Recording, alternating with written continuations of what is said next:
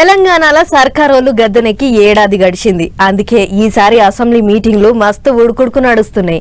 ఇస్తామన్నయన్ని ఇచ్చినాం, చేస్తామన్నయన్ని చేస్తున్నాం అని అంటుర్రు సర్కారోళ్ళు. ఇంకో దిక్కు తప్పులు దొరకబట్టి కయ్యందిస్తుర్రు ఎగస్ పార్టీ వాళ్ళు. అట్లా ఇక అప్పులు, కేసులు, లెక్కలు అని అనుకుంటా తీరొక్క పంచాది నడుస్తున్నది రెండు దిక్కుల నడుమ. ఆ ముచ్చట్లేంటియో ఒకసారి అరుసుకునిద్దాం పారి. 10 ఏండ్ల సంధి చేయని అన్ని ఒక్క ఏడాదిలోనే చేసినాం అని సంబరాలు చేసిండ్రు సర్కారోళ్ళు. మరి ఆ సోంటోళ్ళు అసెంబ్లీ మీటింగులలో ఎట్లా ఊకుంటారు చెప్పుర్రే. ఎగస్ పార్టీ వాళ్ళ ముచ్చట్లకు గట్టిగానే మరల పడతాండ్రు. అన్నిటికి మించి అప్పుల లెక్కల మీద పాత పైసల మంత్రికి కొత్త పైసల మంత్రికి నడుమ ముచ్చట జోరుగా నడిచింది. 671 అని ఒకరంటారు, 7 లక్షల కోట్లని ఒకరంటారు, 711 అని నోటికొచ్చినట్టు మాట్లాడుతున్నారు. I challenge in this house, ఒకరోజు స్పెషల్గా డిబేట్ పెడతారా పెట్టండి, లేదు ఆడిటర్లను పిలిచి పెడతారా, ఫైనాన్స్ డిపార్ట్మెంట్ పెట్టి పిలుస్తారా పిలవండి. ఐ వాంట్ టు ప్రూవ్ 10 ఏళ్ల బీఆర్ఎస్ కాలంలో జరిగిన మొత్తం అప్పు కేవలం 4,17,496 మాత్రమే. కానీ గోరంతలు కొండంతలు చేసి గోబల్స్ ప్రచారం చేసేటువంటి ప్రయత్నాన్ని ఈ సభ ద్వారా నేను తీవ్రంగా ఖండిస్తా ఉన్నాను. ఒక్క ఏడాదిలోనే సర్కారోళ్ళు 1,27,000 కోట్లు అప్పు చేసిండ్రు. ఉత్త పుణ్యానికి మా మీద బట్టగాల్చి మీద ఎత్తాన్రా అన్నట్టు మాట్లాడిండు మాజీ మంత్రి. ఇక పాత మంత్రి ముచ్చట గిట్లుంటే అప్పుల మీద చర్చకు ఎప్పుడైనా రెడీ అన్నాడు కొత్త మంత్రి. అప్పులు, ప్రిన్సిపల్ అమౌంట్, లేకపోతే ఇంట్రెస్ట్ అన్ని కలిపి సంవత్సరం మొత్తానికి 6,400 కోట్లే ఎంత ఉండే కట్టడానికి. అటువంటిది ఈ 11 నెలల్లో ఈ 10 ఏళ్ళు వీళ్ళు పరిపాలన వల్ల సంవత్సరానికి 6,400 కోట్లు కట్టేదాన్ని మేము 66,000 కోట్లు బ్యాంకులు కట్టాల్సిన పరిస్థితి దుస్థితి తీసుకొచ్చారు అధ్యక్ష. వీళ్ళు మళ్ళీ ఇప్పుడు నీ సూత్రాలు మాట్లాడుతూ ఉన్నారు. అడిగారు, రైట్, 7,11,000 మేము అప్పు చేయలేదు, మీరు అబద్ధం చెప్తున్నారు, దానిపైన మేము వాస్తవాలు చెప్పాలంటే ఎస్, ఆ రోజు మేము వైట్ పేపర్ పెట్టి చూపించాం. అయినా మీకు ఇంకా సరిపోలేదు, మళ్ళీ చూపించాలంటే మళ్ళీ చూపిస్తాం అధ్యక్ష, మాకేం అభ్యంతరం లేదు. అప్పుల కిరికిరి గట్ట నడిచింది. అటు లగచర్ల రైతులకు బేడీలు వేసిండ్రని సర్కారోళ్ళ మీద నారాజై నల్లంగులు వేసుకొని అసెంబ్లీకి వచ్చిండ్రు కారు పార్టీ వాళ్ళు. అంతేకాదు జరంత మంది ఎమ్మెల్యేలు చేతులకు బేడీలు కూడా వేసుకొని వచ్చిండ్రు. అటు మండలి మీటింగులల్లో కూడా లగచర్ల రైతులను విడుదల చేయాలని లొల్లి గట్టిగానే చేసిండ్రు కారు పార్టీ లీడర్లు. సర్కారోళ్ళు రైతులను మాఫ్ చేయమని అడగాలి అని లొల్లి పెట్టిండ్రు. ఇక ఓ దిక్కు అటు లొల్లి నడుస్తూనే ఉన్నది. ఇంకో దిక్కు సర్కారోళ్ళు కొత్తగా కట్టే యూనివర్సిటీల బిల్లులు సభలో పెట్టిండ్రు. ఇంకో పెద్ద ముచ్చట ఏంటిదంటే మాటల మాట ఎవరిలో అడిగితే కొత్త అసెంబ్లీ ముచ్చట ఎల్లదీసిండట ఎమ్మెల్యే కోమటిరెడ్డి రాజగోపాల్ రెడ్డి సారు. కొత్త సెక్రటేరియట్ పక్కపోంటే కొత్త అసెంబ్లీ భవంతి కూడా కట్టిస్తే పబ్లిక్కు, లీడర్లకు అన్ని తీర్ల సౌలత్ ఉంటుంది. కొత్త అసెంబ్లీ కట్టే ముచ్చట మీద జల్దిగానే సీఎంను కలిసి మాట్లాడతా అన్నట్టు చెప్పిండట. కారు పార్టీ వాళ్ళు కొత్త సెక్రటేరియట్ కట్టిస్తే చెయ్యి పార్టీ వాళ్ళు కొత్త అసెంబ్లీ కట్టిస్తారు కావచ్చు అనుకుంటారు ఈ ముచ్చట చూసిన పబ్లిక్. ఏమైనా ఈసారి కూడా అసెంబ్లీ మీటింగులు మస్తు జోరుగానే నడుస్తున్నాయి.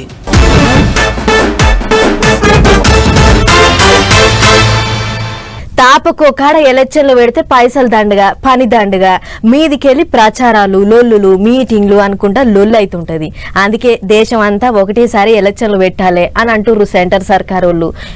గట్ల ఎట్లయితుంది, రాజ్యాంగం ఎట్లా చెప్తే అట్లా నడవాలి, ఒక్క మనిషి కొరకు, ఒక్క పార్టీ కొరకు పద్ధతి మారుస్తారా అన్నట్టు కోపానికి వచ్చిర్రు ప్రతిపక్ష లీడర్లు. అట్లిట్లా ఆఖరికి జమిలీ ఎన్నికల బిల్లు అయితే ఢిల్లీలో చర్చకు పెట్టిర్రు. మరిగా అటెంక ఏమైందో చూడురు మీరే. దేశం అంతా ఒక్కటేసారి ఎలక్షన్లు పెడితే అయ్యే పాయే, లొల్లే ఉండదు అంటున్నారు పువ్వు పార్టీ వాళ్ళు వాళ్ళ దోస్తులు. అట్టెట్ట నడుస్తుంది, రాజ్యాంగం పోటీ నడవాలి. 5 ఏళ్లకోసారి ఏ రాష్ట్రానికి ఆ రాష్ట్రం ఎలక్షన్లు పెట్టుకుంటాయి. మంచిగా ఉన్నదాన్ని చెడగొట్టుడు ఎందుకు అంటున్నారు చెయ్యి పార్టీ వాళ్ళు వాళ్ళ దోస్తులు. అట్లా ఇక రెండు దిక్కుల నడమ లడాయి నడుస్తుండగానే లోక్సభ మీటింగులల్లో జమిలీ ఎలక్షన్ల బిల్లు పెట్టిండ్రు సెంటర్ సర్కార్ వాళ్ళు. ఇక బిల్లును సభలో పెట్టేందుకు ఎంతమంది అవునంటారు, ఎంతమంది కాదంటారు అని అడిగితే 269 మంది అవునని ఓటేసిండ్రు, 198 మంది కాదని ఓటేసిండ్రు. చెయ్యి పార్టీ వాళ్ళ దోస్తులంతా నై నై అన్నారు. India is a union of states. Article 1 of the Constitution states that India is a union of states and not vice versa. And so therefore this excessive centralism which is sought to be brought into existence by this bill absolutely militates against the constitutional scheme in its essence, in its entirety, and at its very object. The introduction of the bill and the consideration of the bill, because of the basic structure doctrine enunciated by the Supreme Court in the case of Nan Bharti case, is beyond the legislative competence of this House, and therefore this bill needs to be withdrawn immediately. దేశమంతా ఒక్కటేసారి ఎలక్షన్లు పెడితే పైసలు మిగులుతాయి, తాపకోసారి లొల్లే ఉండదు, మీదికెళ్ళి రాష్ట్రాలకు వచ్చిన తిప్పలేం లేదన్నట్టు మాట్లాడినరు పువ్వు పార్టీ వాళ్ళ దోస్తులు. 1983 से चुनाव आयोग ने अपनी वार्षिक रिपोर्ट में लोकसभा और विधानसभाओं के चुनाव एक साथ कराने का विचार किया. 41 साल से पेंडिंग है ये. अलग अलग कमेटियों ने भी किया, स्टैंडिंग कमेटी ने भी किया, फिर HLC गठित हुई और ये कह रहे दलों से बात नहीं हुई. 19 जून 2019 को संसद भवन में प्रधानमंत्री जी की अध्यक्षता में सर्वदलीय बैठक आयोजित की गई थी और उसमें सभी लोग थे और उसमें 19 राजनीतिक दलों ने भाग लिया. 16 राजनीतिक दलों ने चुनाव एक साथ कराने का समर्थन किया, 3 ने विरोध किया. तो इसका मतलब बहुमत हमारे साथ था. గిట్లా రెండు దిక్కులోళ్ళు పంచాయతీ పెట్టుకున్నారు. వద్దే వద్దు అని చెయ్యి పార్టీ ఎంపీలు తత్తిమ దోస్తులతోని కలిసి పార్లమెంటు కాడ లొల్లి చేసిండ్రు. అట్లిట్లా బిల్లు అయితే చర్చకు పెట్టిండ్రు. కాకపోతే ఇటు లోక్సభలో అటు రాజ్యసభలో సరిపోను బలం లేదు కాబట్టి బిల్లు పాస్ కాదన్నట్టే మాట్లాడుతాండ్రు చాలా మంది. దేశం అంతా ఒక్కటేసారి ఎలక్షన్లు అంటే ముచ్చటైతే ఈయననింకే బలే ఉన్నది అనుకుంటాండ్రు పబ్లిక్. మరిగా ఏమైతుందో ఏమో చూసుకుంటా పోవాలి.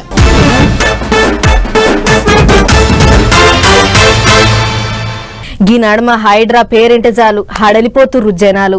నెరి చెరువులు చెరగొట్టి ఇండ్లు కట్టుకున్నోళ్ళు, నాలాలు కూడిపేసి గోడలు పెట్టుకున్నోళ్లకు, సర్కారు భూములు అడ్డీకి పావు షేర్ లెక్కన కొని బిల్డింగ్లు లేపినోళ్ళకైతే సుక్కలే కానొస్తున్నాయి.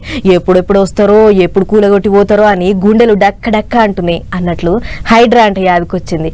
కమిషనర్ రంగనాథ్ సారు ఓ కొత్త ముచ్చట చెప్పిండట. మరి గదేందో అరుసుకునొద్దాం పార్రి. కొన్నొద్దుల సంధి జాడ దొరుకుడే ఆలస్యం. బుల్డోజర్లు అందుకొని ఊరుకుడు, పొతం పెట్టి వచ్చుడు. కూలగొట్టే ఇండ్లు పెద్దోళ్ళయా పేదోళ్ళయా అనేది ఏం లేదు. రాత్రికి రాత్రే పోవుడు, తెల్లారేట వరకు కూలగొట్టుడు. గిట్ల రువ్వడు వెంచి రాష్ట్రం అంతా పేరు మోసిన హైడ్రా ఇప్పుడు జనాలకు కొన్ని ముచ్చట్లు చెప్పింది. కమిషనర్ రంగనాథ్ సార్ మాట్లాడుకుంటా హైడ్రా పుట్టక ముందు కట్టిన ఇండ్లను కూలగొట్టం, ఇప్పటికే అన్ని రకాల పర్మిషన్లు తీసుకుని ఇళ్లు కట్టుకుంటున్నోళ్ల తెరవు పోము, గరీబోళ్ల ఇండ్ల మీదకి అసలే పోము, వట్టిగా పేదోళ్ళ ఇండ్లు కూలగొడుతుర్రు అని తప్పుడు వార్తలు రాసి హైడ్రాను బద్నాం చేయకుర్రి అని అన్నాడు. అంతేకాదు జూలై దాటినాక పర్మిషన్ లేకుండా కట్టిన ఇండ్లను ఖచ్చితంగా కూలగొడతాం, అళ్ళ వెనుకకు తగ్గే ముచ్చటే లేదన్నాడు. ఈ నడుమ పర్మిషన్ తీసుకుని ఇల్లు కడుతున్నోళ్ళ కాయిదాలు కూడా మళ్ళేస్తున్నాం. పర్మిషన్ ఎవళ్ళు ఇచ్చిర్రు, ఎట్లా తీసుకుర్రు అని కూడా చూస్తున్నాం. అళ్ళ ఏమన్నా తప్పులు తడకలు ఉన్నట్లు తేలితే అత్త పత్త అరుసుకొని వాటి పని కూడా పడతామని చెప్పుకొచ్చిండు. మరి స్వయంగా కమిషనర్ సారే పేదోళ్ళ ఇండ్ల తెరవు పోము అని చెప్పిండంటే గరీబోళ్ళకి ఇది చాలా నిమ్మలం అనిపించే ముచ్చటే. ఈ డెబ్రీ ఏదైతే కన్స్ట్రక్షన్ మెటీరియల్ తీసుకొచ్చి డంప్ చేస్తున్నట్టు ఇది క్లియర్ గా ఎంక్రోచ్ అవుతూ దీని ఒక గుడి అనేటటువంటి ఒక కవర్ తీసుకొని అక్కడ కూడా అలా కూడా చేస్తున్నట్టు కూడా ఇక్కడ కంప్లైంట్స్ వచ్చినాయి. సో ఇక్కడ స్థానికులు కూడా చెప్పాం, గతంలో అంటే ఇంతకుముందు ఆల్రెడీ కట్టినటువంటి ఇల్లు ఏవైనా ఉన్నా వాటిల్ని ఎటువంటి పరిస్థితుల్లో హైడ్రా టచ్ చేయదు. కానీ ఇక మీద అంటే హైడ్రా ఫామ్ అయింది జూలైలో, ఆ తర్వాత గనక ఏమైనా స్ట్రక్చర్స్ వస్తుంటే గనక వాటిల్ని ఖచ్చితంగా వాటిని డిమాలిష్ చేయడం జరుగుతుంది. మొన్నటి దాకా రూపాయి కూడేసుకుని ఇళ్లు కట్టుకున్నాం, వట్టిగా మా గరీబోళ్ళ తెరవస్తే ఎట్లా సారు మేము ఎట్లా బతకాలే అని అనుకున్నోళ్ళంతా ఇక ఊపిరి తీసుకున్నట్లే. ఏదేమన్నా గాని ఈ కాడ నుంచి పర్మిషన్ లేని జాగలు కొనకుర్రి, ఆడ ఇళ్లు కట్టి వాటిగా హైడ్రాకు చిక్కకుర్రి అని ఒక తీరుగా చెప్పుకొస్తుర్రు అధికారులు. మరి ముంగటి ఇంకెన్ని పర్మిషన్ లేని ఇళ్లు కూలగొడతారో ఏమో గాని అట్లయితుంది ఇట్లయితుంది అని పుకార్లు పుట్టించినోళ్లకు గట్టి హెచ్చరికనే చేసిండు సారు. చూడాలి మరిగా ముంగట ఇంకెట్లుంటదో.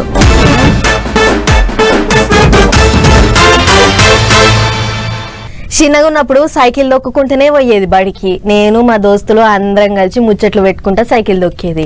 ఇక గీ పట్నం వచ్చినాక సైకిల్ దొక్కుడు మొత్తానికే మర్చిపోయినా. ఎందుకు మర్చిపోతావు, పాత సర్కారు వాళ్ళు కట్టిన సైకిల్ ట్రాక్ ఉండనే ఉన్నది కదా, పోయి తొక్కుపో అని అంటారేమో. నిన్న మొన్నటి దాకా ఉండేది, కానీ ఇప్పుడు ఉండదు కావచ్చు. ఎందుకంటే ఇగో మీరే చూడుర్రి.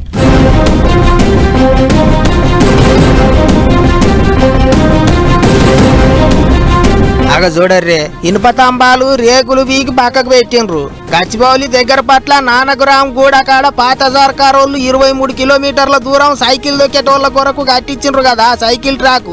గదే గిది అక్కడ ఉన్న రోడ్డే చిన్నగా ఉన్నదంటే మళ్ళా దాంట్లో గిదొగట ట్రాఫిక్ జాములై పబ్లిక్ ఆగమాగం అవుతున్నారు అని చెప్పి ఓ 30 మీటర్ల దూరం సైకిల్ ట్రాక్ ను తీసేసిండ్రట ఆఫీసర్లు. ఇక గీ ముచ్చట మీద కారు పార్టీ వాళ్ళు ఇంకింత మంది ఇంటర్నెట్ గుట్లే పంచాది మోపు చేసిండ్రు. కోట్లు పెట్టి దేశంలోనే తొలత సోలార్ పలకలతోని కరెంటు తయారు చేసేటట్టు సైకిల్ ట్రాక్ కట్టిస్తే దాన్ని చెయ్యి పార్టీ వాళ్ళ సర్కారు వచ్చి గూలుతాను అన్నట్టు సోషల్ మీడియాలో పొట్టు కామెంట్లు రాసిండ్రు. లొల్లి గట్టిగానే నడిచింది. అయితే 30 మీటర్ల సైకిల్ ట్రాకే తీసేసినాం, తత్తిమ సైకిల్ బాట ఎప్పటికి ఉండేటట్టే ఉంటది, ఎవరేం పికర్ చేసే అవసరం లేదన్నట్టు చెప్పిండ్రట ఆఫీసర్లు. అయితే దీని మీద కూడా కొంతమంది కామెంట్లు రాస్తున్నారు. ట్రాఫిక్ జాములతోనే ఆగమైతాన్నాం, దాని మీద ఎవరు దొక్కుతారు సైకిళ్లు అంటున్నారు కొంతమంది. తీసేయిరా అన్నట్టే మాట్లాడుతున్నారు.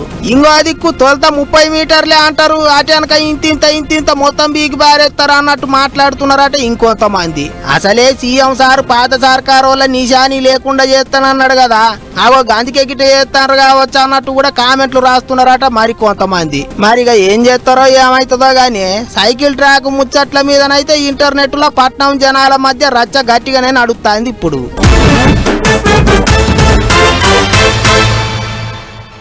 అంగట్లో ఏదన్నా వస్తువుకు రేటు పెరిగితే అమ్ముడు తగ్గుతుంది, అమ్ముకునేటోళ్లకు గిరాకీ పాల్సగా అవుతుంది. ఆయన గంత రేటు పెట్టి కొనాలా అని వెనక ముందు ఆడుతుంటారు పబ్లిక్. కానీ కొన్నంటే కొన్నిటికి మాత్రం ఎంత రేటు పెరిగినా ఎంత పిరమైనా ఛార్జీలు ఎంత ఎక్కువ పెంచినా అదే జోరు అదే ఆమ్దాని. అమ్ముడు కొనుడు అసలంటే అసలే తగ్గదు. ఏందనుకుంటుర్రు ఈ వార్త చూడుర్రు తెలుస్తుంది. ఆబ్కారాల తర్వాత అంతగానో ఆమ్దాని వచ్చేది రిజిస్ట్రేషన్ శాఖ వాళ్ళదే ఉన్నట్టున్నది. పోండ్రి ఇప్పటికే డబల్ కు డబల్ సంపాదించుకుంటూ అంటే ఇప్పుడు ఈగింత పెంచుకునేట్టు ఈగలం చేస్తున్నారు. ఆవు ఏపీలో భూములకు పట్టాలు చేసుకుందానికి అయ్యేటి ఛార్జీలు పెంచుతున్నారట. ఆడ ఈడని ఏం లేదు, పల్లెలు పట్టణాలు అన్ని దుక్కుల ఒకటే పాలి ఇప్పుడున్న దాని మీద ఇంకో 15% వరకు పెంచుతున్నారట సర్కారు వాళ్ళు. భూములకు విలువలు పెరుగుతున్నాయి కాబట్టి పట్టాలు చేపించుకునే తందుకు కూడా ఛార్జీలు పెంచుతున్నారు అనేది గవర్నమెంట్ వాళ్ళు అంటున్న ముచ్చట. ఇప్పటికే లెక్కలు బొక్కలు అన్ని అయిపోయినాయట, ఇక పెంచుడే ఆలస్యం అంటున్నారు. ఈ నెల 20వ తారీఖు నాడు అన్ని కలెక్టర్ ఆఫీసులలో ఉన్న నోటీసు బోర్డులలో సవరణ చేసిన వివరాలన్నింటినీ అంటిస్తారట. 24వ తారీఖు వరకు అభ్యంతరాలు సలహాలు, 27వ తారీఖు నాడు పరిశీలన. ఇక కొత్త ఏడాదికేంచి కొత్త రిజిస్ట్రేషన్ ఛార్జీలు పెంచుడే. మస్తు లువడి మీద జరుగుతున్నాయి పనులన్నీ. అటు ఇంతకు మునుపు జగనాలు సార్లు ఏలుబడులు ఉన్నప్పుడు 3 రాజధానులు అనేటాళ్లకు భూములకున్న విలువలన్నీ తుపుక్కున కింద పడ్డాయి. ఇప్పుడు కొత్త సర్కారు వచ్చినాక మల్లోపాలి ఒకటే రాష్ట్రం ఒకటే రాజధాని అనేటాళ్లకు మల్లోపాలి రియల్ ఎస్టేట్ జోరు పెరిగినట్టు అయింది. ఇక కొనుడాగదు అమ్ముడాగదు కాబట్టి రిజిస్ట్రేషన్ల రేట్లు పెంచితే రాష్ట్రానికి ఆమ్దాని గట్టికి వస్తుంది అనుకున్నట్టున్నది కావచ్చు అనుకుంటున్నాడు చాలా మంది. దనక ఎకరాల లెక్కన కొనుడు గజాల లెక్కన అమ్ముడు, ఇట్లా రిజిస్ట్రేషన్లు చేసుడు, అట్లా మార్కెట్ లో పెట్టంగానే ఇంకొకరు కొనుడు, మళ్ళా రిజిస్ట్రేషన్లు చేసుడు. ఇక ఆమ్దాని పెరగమంటే ఎందుకు పెరగదు మరి? ఇక ఇట్లా రిజిస్ట్రేషన్ల మీద రిజిస్ట్రేషన్లు చేసుకుంటా పోతుంటే ముంగడి పొడుగుతో సర్కారు వాళ్ళకు పైసలు వస్తాయి కావచ్చు. ఇక ఇట పెరుగుతాయి అనేటాళ్లకు తక్కువ ఉన్నప్పుడే పట్టా చేయించుకోవాలని ఈ పద్ధతులు పెండింగ్ ఉన్న రిజిస్ట్రేషన్లన్నీ ముందుగానే చేయించుకునేటట్టున్నారు పోండ్రి జనాలు. అవు మరి ఈ రిజిస్ట్రేషన్లకు పెట్టేటి పైసలు పెడితే ఇంత ప్లాటే కొనుక్కోవచ్చునని ఎవరు ఆపోచన అల్లది. మళ్ళా ఎందుకు ఉండదు మరి? ఉంటది.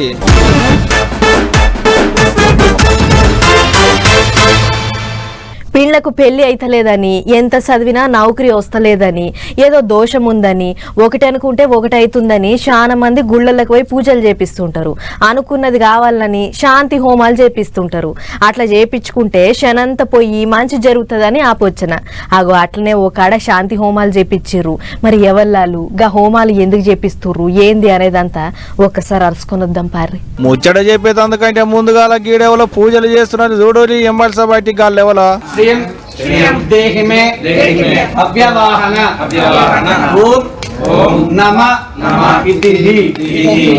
అగో చూసిరా గాళ్ళను చూస్తుంటే ఎట్టున్నారు? చూస్తుంటే ఎవరో తెల్లోళ్ళు ఉన్నట్టే ఉన్నారు కదా. అవు మన దేశ పూలు కాదు, రష్యా దేశంకేంచి వచ్చి పుట్టపర్తులున్న హరిహరుల గుళ్ళే హోమం చేస్తున్నారు. ఇట్ట గంత దూరంకేంచి వచ్చి ఇక్కడనే ఎందుకు పూజలు చేస్తున్నారో ఎరికేనా? రష్యా ఉక్రెయిన్ దేశాల నడుమ అయ్యేటి యుద్ధం ఆగాలని. అవు ఏం తక్కువ 3 ఏళ్ల సంధి అవుతున్న ఈ యుద్ధంతో అక్కడి పబ్లిక్ మస్తు తిప్పల పడుతున్నారట.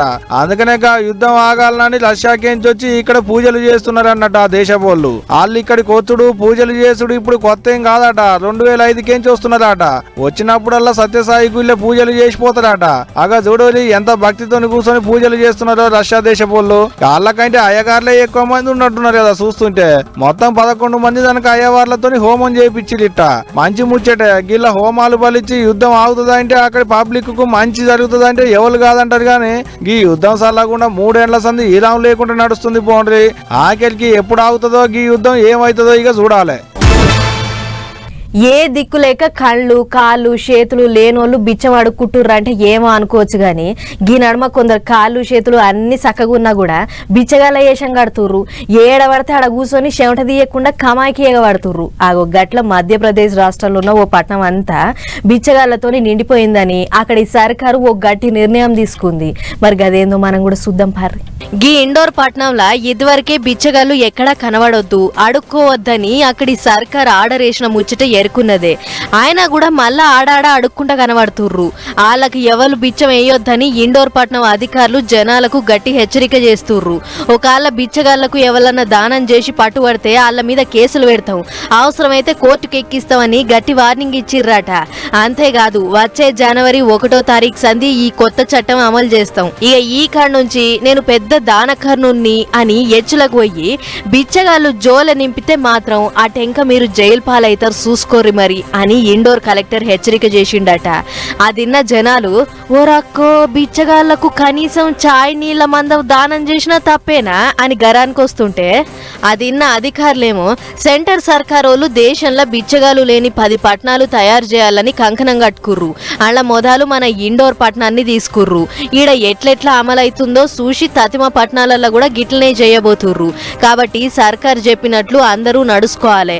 కాదని హెచ్చులకు పోయి దానం చేస్తే మాత్రం కేసులు పెట్టుడు పక్క, కొంచెం అయి జైల్లో పెట్టుడు పక్క అని చెప్పిర్రట.